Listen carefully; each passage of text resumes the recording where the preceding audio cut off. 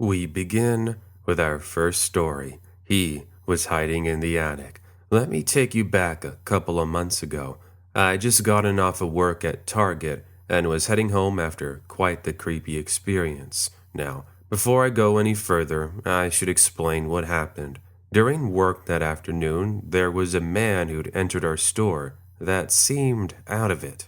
He looked disheveled and homeless and was causing a scene. But before he did that, he came up to me at the electronics section and kept wanting to know various things about me. Hey, you're really beautiful. Do you have a boyfriend? Why don't you come with me after work and we can have fun in the alleyway? At one point, he even grabbed my hand and said how we were meant for each other and how he always wanted a wife. Now, I always have pepper spray with me at any time, but out here on the job, I have it in the break room in my purse. He let go, and I was able to catch the attention of a nearby security guard. This was when I called security, and they kicked him out after he started throwing things around and fighting with said security guard. As they escorted him out, he shouted out to me and said, I'm going to find you. Just you wait. You can't hide from me. Note, this was the first time I'd even ever seen him. So, let's get back to when I was leaving work.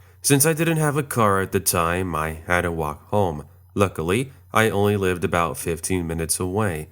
As I exit the parking lot area, I became aware of just how awfully quiet it was. Normally, our small town has some activity late at night, but right now, it was emptier than a desert. Now, even though the walk was dark, there were the occasional street lamps and porch lights that lit the way. However, they were far enough to where someone could be hiding in the darkness. I'm now a couple of streets away from my home when I started to hear footsteps behind me. I had one of my AirPods in my ear, but at first I thought it was the music. I pause it and stop in place, and the footsteps go silent. Oh man, I'm imagining things again, aren't I? I continue to walk, but I'm once again interrupted by the offbeat echo of footsteps. I turn around, and I manage to see a shadow run behind a tree. Great. Someone was following me. I book it the rest of the way home, where immediately I lock my door and take a look through the curtains. I don't see anyone for about 5 minutes, and I just assumed some kids were playing some sort of joke. Eventually, I'm able to calm down, and I go to sleep. However, fast forward to around 4 in the morning, and I'm interrupted by noise. I'm a light sleeper, and almost anything wakes me up. I get up from bed, and I start making my way to the restroom where the noise was coming from. Through the curtain, I can see the shadow of someone fairly large attempting to open my window. I grab a nearby broom and open it, and what I see on the other end sends a chill down my spine. A man with a ski mask and knife is attempting to open my window. I lose it, and I head back to my room where immediately I called the police. They showed up 5 minutes later, and they do an immediate search of the neighborhood. The person is long gone, just like that. You can just imagine I had difficulty sleeping that night. So much, in fact, I went over to my friend Jessica's house and spent the night there. Here is when things would get even more creepier. I returned back home in the morning, and I noticed the doormat had been moved. Yes, I know, it's not the best place to put a spare key, but I had done so regardless. I check, and sure enough, the key is missing. Fearing that the person from the other night had broken in, I returned to my car where I once again called officers. They did a full search of my home, and they noticed that somebody had gotten in. Though they didn't find anyone, they saw that the place was an absolute mess. My clothes were everywhere, and someone had gone through my jewelry and taken all of it. They tell me they'll keep searching, but if anything happens, I am to call them. Satisfied with their search, I go inside and try to work on some homework. About 20 minutes later, I begin to hear movement in my closet. It's one of those walk-in closets that you open a door to get inside. Inside, I have an attic. Now, the noise I heard was what sounded like someone dropping from said attic. I take a look behind me, and sure enough, the door is now opening. I sat there frozen, as my worst nightmare is soon in front of me. The same man with a ski mask from the other night was cautiously stepping out with a knife. He sees me, and then he says, You're really playing hard to get, aren't you? Where are your police and security friends now, huh? I told you I was coming back for you. I knew almost immediately it was the creep from Target. Luckily, since I was closer to my bedroom door, I'm able to jump out and head to the front. As I struggle to open the lock, I can hear him heading toward me, shouting at me to keep quiet. He's inches from grabbing me when I burst out onto the front lawn and make as much noise as possible. I manage to grab the attention of my neighbor Robin, who lives across the street. We watch as this creep jumps over my backyard fence and presumably heads into the alleyway. I call for help a third and final time, and they're able to find him hiding behind a large dumpster. Sure enough, when they take off the mask, it's the same creep. He was taken in, and I haven't heard anything since. If there's one thing it taught me, it was to be more careful of my surroundings. Oh yeah, and to never leave your spare key underneath the doormat. That might have worked 30 years ago, but now it's the first place that people check.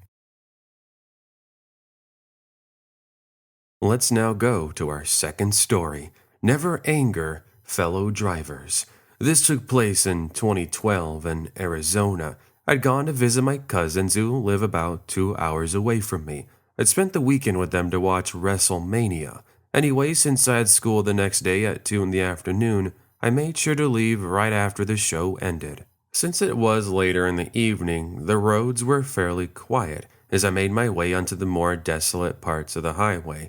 I guess I should mention that I sometimes can get a temper while driving. Don't get me wrong, I'm not a bad driver, but it really bothers me when people don't know what they're doing.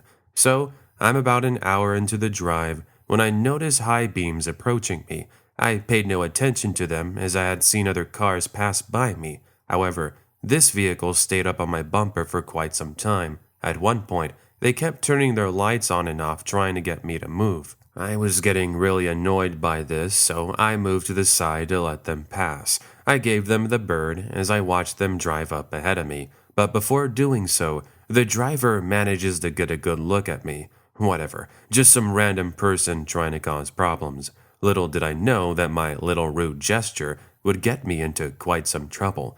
20 minutes passed and I hadn't seen that unmarked SUV that was bothering me. I was starting to get sleepy, so I take an exit ramp for a rest stop. Everything is going fine until I'm heading back to my car after the break. A man approaches me from the shadows with a very angry look. I look at him for a few seconds and then I suddenly remembered where I had seen him. He is the same dude who I'd given the bird to on the road. Now, let me just tell you, he lit up with anger when he saw me. On top of that, the guy seemed as if he had quite a bit to drink, as he was stuttering with his words. You're the girl out from the highway. You're the one who thought it was funny to point your finger at me like that, weren't you? You know, I don't like when kids do that. I called him out on his bluff, trying to get him to move away from me. Yeah, whatever, dude. You almost caused me to crash. I should be the one getting mad at you. This attitude causes him to lose it, as he grabs my arm with all the force he had. He's now trying to take me to his SUV, as I'm struggling with him trying to get him to let go. Eventually, I bite his arm and kick his knee, which causes him to lose his balance. I book it to my car, as he's now chasing me to it. What follows was one of the scariest things that's ever happened. Suddenly, I hear loud pops, followed by my back window glass shattering. Yup, you guessed it. He had shot at the windows and at the tires. Thankfully, he never did give chase, but I was left with a reminder of why it wasn't a good idea to get people mad out on the road. Immediately, I called for help and went to a nearby police station 20 minutes away. By this point, my tires were pretty much gone as I burned rubber to get here. After describing where I'd last seen him and what he looked like, they told me they would look into it. Sadly, he has never been found. Story number 3. The Campus Encounter. This is the first time I'm sharing this with everyone online. Do take note that this was something that has really changed me. I am a lot more aware of my surroundings, and I no longer listen to music while walking alone at night. I hope that through my experience, you will learn just like I did. Just so you know, I'm male, and it took place in 2015 when I was 19 years old. I was attending the University of San Jose, and during this semester, I had night classes. I worked in the mornings at a pizza shop, which helped cover my expenses. Anyways, I normally walked about 20 minutes to reach my apartment. I never had any issues walking by myself at night, so this was something I didn't mind. Sure, you would get the occasional people come up to you wanting money, but they normally left you alone. So, one evening I'd gone over to my friend's dorm to study for finals, his dorm being located at the very end of the campus. So, at around 11 p.m., I get ready to head out, but my friend Jeremy convinces me to stay a little bit longer to watch a movie and even have some pizza. We watch The Avengers, and around 1:30 a.m., I'm now heading back to my apartment. Here's the thing. Everything was absolutely silent, so you could hear if anybody might be approaching you. Now, me being the naive teenager I decided to put on some music to make my walk go by faster. Towards the middle of campus, I stopped to tie my shoes. This was when the song I was listening to was getting to the quiet part. Also, I managed to hear what sounded like someone coughing. I turn around, and I'm able to just make out two figures making their way toward me. Now, I actually had a close encounter with a robber a couple of years back while living at home. Seeing these two walk toward me suspiciously had me on the edge, so I quickened my pace. I now take another look behind me, and they're long gone. And honestly, I was hoping I was just imagining them. But then, 2 minutes later, one of them walks out from behind the school library. Great.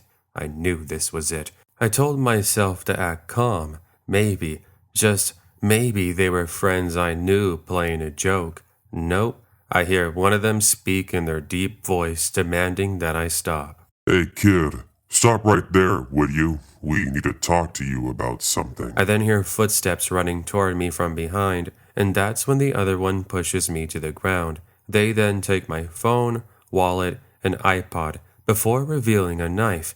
The one with the blade then points it at my face, and then he says, If you tell a single person about us, we're going to find you, and I won't be afraid to use this thing then. Now, I'm pretty brave myself, but when you're in a situation like that, all your emotions can pile up. I had all this adrenaline in me telling me to run, but I was frozen with fear. Surely they would change their mind, and I would show up in the newspaper done for. I promise, I won't say anything. Just take what you want and leave me alone. I don't want any problems. Both of them then proceeded to laugh before running off into the dark. Sadly, when I landed on the ground, I got a bruise underneath my eye, which ended up stinging for the next couple of days. Once I could no longer see them, I book it back to my friend's dorm, where I'm now trying to get somebody's attention. Luckily, a passing security guard notices and we call the police. They search the nearby campus and streets, but the two ended up getting away. Needless to say, I spent the night over at my friend's house where I had to put some ice on my face. It's now been almost 4 years since it happened, but it's something I never forget.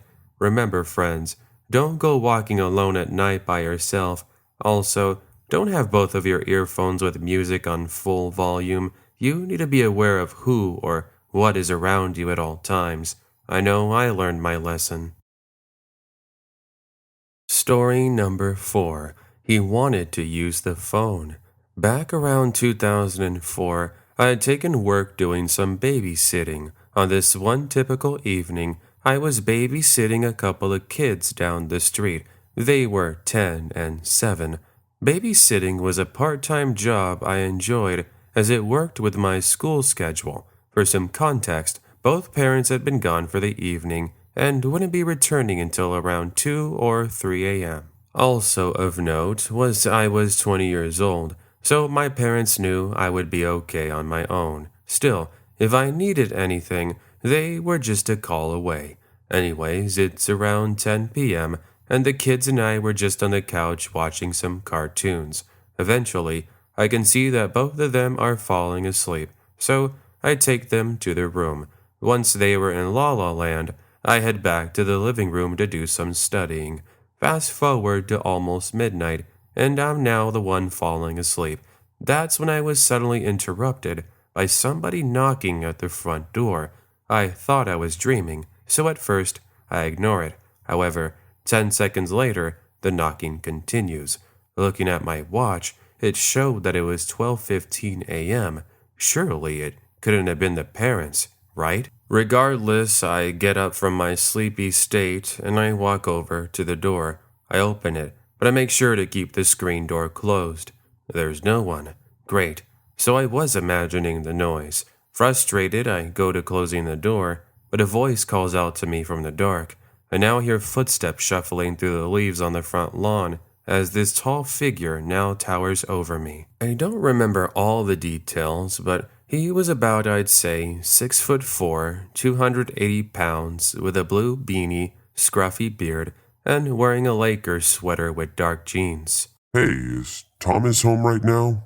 I need to talk to him. Thomas? Who in the world was Thomas? For a second, I thought he was talking about the dad, but his name was David. I'm sorry, sir, but I think you might have the wrong house. There's no Thomas here. I hope you can find him, though. It's just that he was supposed to give me a ride home. I thought this was his house.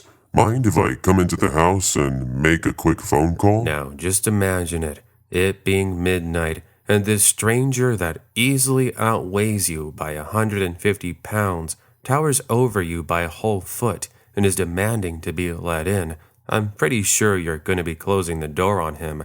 I went ahead and gave him some made-up excuse about the phone not working, and I said, "Sorry, sir, but I can't really help you with that. The phone's been having problems, and it hasn't been working properly." As I'm talking to him, I hear one of the kids walk into the living room, and then they say, "Hey, Kayla, you're making a lot of noise. Can you keep it down? My sister and I are trying to get some sleep." This seemed to anger the man, as again he continues with wanting me to let him inside the house. I told you, I need to go inside the house and use your phone. Let me in already. I could hear the kid begin to cry, so I tell him to return to his room. "Look, sir, you need to leave. Otherwise, I'm going to be calling the police." That's not going to happen tonight. Nope, not this time. From his pocket, I can see what looks like a switchblade. He then begins trying to make an opening through the screen door. Immediately, I lock the door on him and I head towards the kid's room. On the phone with officers, I'm explaining the situation as I hear footsteps make their way around the house. We hear what sounds like the window trying to be opened in the room, and I'm ready with a baseball bat, ready to protect. This seems to go on for what seems like an eternity, but it was only about 5 minutes. See, one thing I forgot to mention was that we live really close to a police station. Calling for help meant that they were just moments away. Sure enough, we can hear a couple of officers yell, and then a struggle commences. They then knock on the door, saying it was okay to step out. Turns out the stranger who'd shown up was well known to them. He had tried breaking into another home a couple of weeks ago, and he was claiming he needed to use the phone, and from the looks of it, he was planning to do the same thing, and he was hoping I was dumb enough to let him inside. Once he was inside, I could only imagine the things he had planned. So, that's the creepy story I had to share while babysitting on one night in 2004. Story number 5. It's not always fun and games being a security guard. This took place a few months ago. I'm a security guard who works late nights at a warehouse. I'm mainly in a small office on the outskirts of the warehouse where my job is to check on drivers who show up with food and other supplies. We have various CCTV cameras that give you different angles and views of the building. I was doing some paperwork when I happened to take a glance at the security footage. That's where I was able to see someone in a hoodie attempting to open the back door of the storage room. We've had issues with homeless trying to get inside in the past, and I figured this was another one of those situations. I grab my baton and I start making my way over. Sure enough, I arrive and this person is trying to climb through a window. "Excuse me, sir, but this is private property. I can't have you out here right now." He turns around and I now have a better look at him. He's got a bandana covering his face and he had a scar underneath his right eye. and had short blonde hair wearing old-looking clothing. I'm sorry, sir. I needed to get inside to take care of some business. You know how it is. I wasn't having any of it, and I decided to play around with him a little bit. Okay, well, if you have business here, then could you provide me with some sort of proof you're with a company? At this point, I'd already called another colleague of mine who had been driving back to the office. She would be arriving in a couple of minutes. Sure. I got some paperwork right in my pocket. He then begins to walk closer to me, all the while never taking his hands out of his jacket pocket. Okay, sir, that's far enough. Now, let me see your so-called paperwork. He then lunges at me, and we both fall onto the wet concrete. As I'm struggling to get him off of me, I feel something sharp in my stomach area. Turns out he had grabbed a piece of broken glass and had connected with me. It stung so bad that it caused my adrenaline to pump even faster. I managed to get a hold of him, but it's not before he connects again, leaving some nasty marks on my arms. At this point, my fellow security guard friend Lexi joins me, and we manage to get this guy in a proper hold. By this point, we had called our manager and even the local police station. Turns out, he had a bunch of different substances in his system, which caused him to snap. As for me, I went to the hospital where they were able to patch me up. Sitting down definitely hurt for a week or so since he had gotten me so deeply, but thankfully, I made a full recovery. Story number 6. He was hiding in the woods. Hello, everyone. I've been wanting to send this story in for quite some time now. I'm quite the busy bee, but at last, here I am submitting my story to the one and only Creepy Fox. You know how the saying of exploring the woods can go two ways? Either your adventure is uneventful, or you're running away from danger? Yeah, well, this wouldn't be something I sent in if it wasn't just me talking about s'mores and listening to campfire stories. By the way, I'm female. Anyways, let me take you back to my high school years, a time when I was a lot more adventurous, back when it would be rare for me to ever be at home. This was in the late 90s. It was a time when we weren't playing video games or we were on our phones. We were still a generation of kids who liked to go out and play in the woods. Whether it be playing tag or spending the afternoons in the treehouse, we were out and about. Seeing as there was a large set of woods behind my neighborhood, it was a place my brother Alex and I spent our time at. The set of woods went up into a mountain range where you could reach a state park. It was nice because oftentimes our family would go up there. Still, one rule was that we weren't allowed to go too far into the woods. I mean, I was a junior in high school, and I wasn't all about following what my parents told me, though looking back, I wish we would have. That's enough background context. Let's get into what actually happened. It was a warm spring afternoon, and we finally had our first day of sunlight. It had been raining for the past couple of days in our small town in Montana, and my brother and I were looking to do some typical exploring. We grabbed our backpacks filled with snacks, flashlights, and pepper spray, and we make our way into the woods. We're about a mile in, and we went ahead and take a break at a log. In front of us was a pond that was surrounded by various different plants and trees. It was our secret spot where we would spend time at for hours in the day, and we would even go swimming too. My brother and I go for a swim, and all is normal. As we're telling jokes and laughing, we both can hear the undeniable sounds of tree branches snapping and leaves being stepped on. I went ahead and called out, as I was thinking our dad was looking for us. Hey Dad, is that you? Me and Alex are taking a little break from our camping trip over here. There is no response, and the footsteps begin to get closer. Finally, after a minute of suspense, we are able to see somebody's face pop up from the shrubbery. He looked like a mountain man, the kinds you find in the woods. He had the typical bald look, with a long beard, dirty overalls, and on top of that, a large hatchet. Sorry, sir. We thought you were somebody else. We didn't mean to alarm you. He looked really creepy, and I was trying my best not to let him know I was scared. I looked at my brother, and he thought the whole situation was shady. Do you kids live around here? I've never seen the two of you before. This was when my brother decided to speak, and he revealed where we lived. He said we live close by. Yeah, my sister and we live a little ways down from here, down the path. Great going, little brother. You just gave away our house location. Oh, is that so? Well, that's nice to know. Sorry to bother you kids. I'll be on my way now. That should have been it. Just some random dude walking around in the woods and finally leaving. Still, something told me something was up with him. I tell my brother we should start heading back home, and he agrees. At this point, the sun is just about 30 minutes from setting. You could see the sky turn orange as the clouds started rolling in. It seemed another thunderstorm was on the way. My brother and I are walking down the path, and now we began to hear footsteps. We turn around, and there's no one. However, further up ahead on the path, we see a tall figure seemingly just standing there.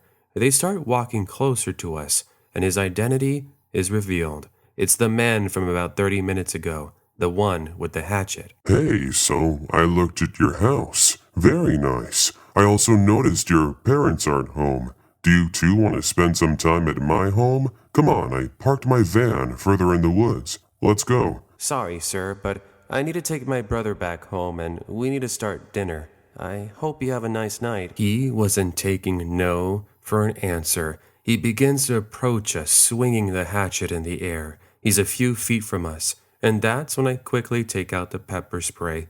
I got him, and he starts swinging back and forth.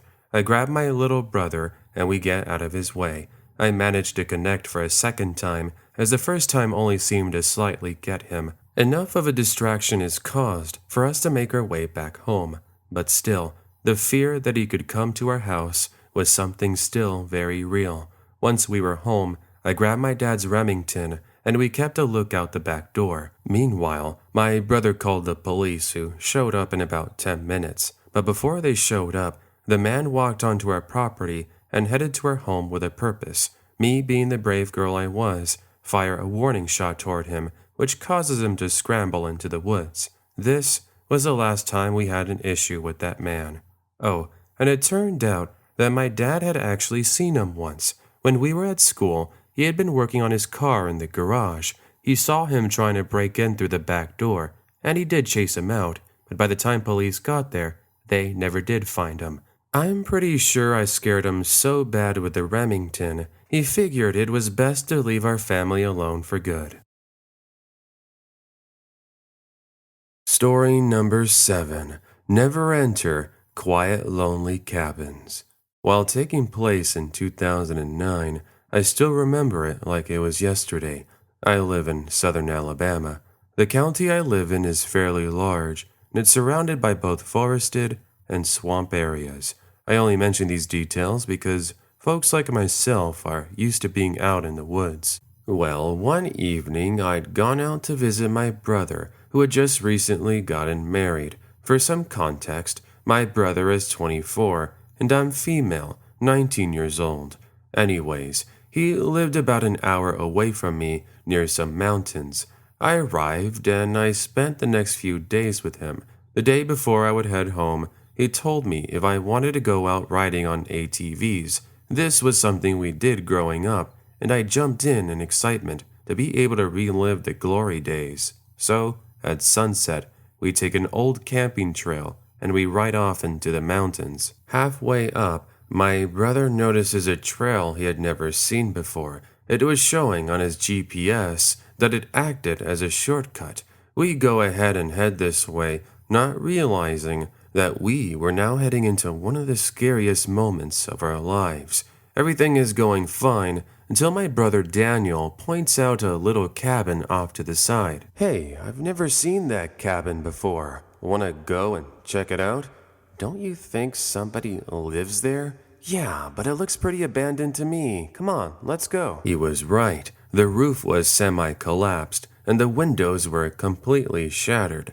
Curious, we get off of our ATVs, and we begin to walk over. There is a bunch of trash, things like empty cans, food wrappers, and even bottles. As we carefully step around everything, my brother and I take a peek inside. Immediately, we see some graffiti that says, "Leave now." We weren't about to let some random words scare us, so we continue on. Once inside what we thought was the living room, we see a bunch of writing on the walls. There appear to be various cult-like symbols and even things for like rituals. All of this, mind you, was written in red, already adding to the ominous feeling. I started feeling a bit uneasy, but my brother told me there is nothing to worry about. We ended up walking over to a box that we found that had some tape on it. We found it weird that this would be here, so we go ahead and open it. What we find inside was both weird and creepy. There are a bunch of photographs of people, including missing persons flyers. As we're going over the photos, we began to hear footsteps approaching the cabin. Immediately, we take cover behind an old couch, waiting for whoever might be outside to leave. Sadly, the footsteps enter the cabin, and we realize we might have stumbled upon something we weren't meant to see. Seconds later, we can see two men enter the room, and one of them has a double barrel. At this point, both my brother and I are doing all we could not to panic or make a single noise. But how? How were we going to get out of this? Sure, we're in the back corner of this dark room, but they're standing in front of our only exit. The two of them take a seat in the middle of the room, and they then began talking about random things. This goes on for a couple of minutes. Then, one of them speaks up and says, "Hey, wait a minute. The box. It's open. Come over here." In our rush to hide, we had forgotten to put everything back the way we found it. Seeing this causes the two to begin to search the room. I thought this was it. They would find us and we would never see our families again.